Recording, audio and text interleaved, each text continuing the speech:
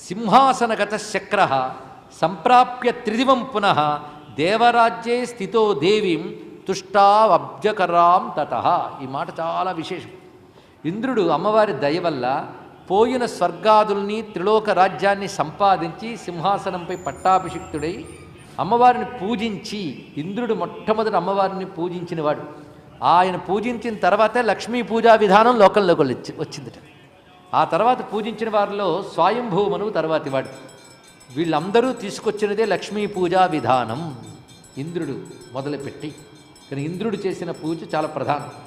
ఆయన తిరిగి తనకి రాజ్యం వచ్చిన తర్వాత అమ్మవారిని ఆరాధన చేస్తూ ఈ స్తోత్రం చేశాడు అన్నారు.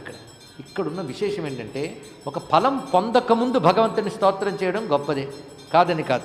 కానీ ఫలం పొందిన తర్వాత స్తోత్రం చేయడం చాలా విశేషమండి. ఇది ఎలాంటిదంటే, నాకు కానీ ఈ పని జరిగితే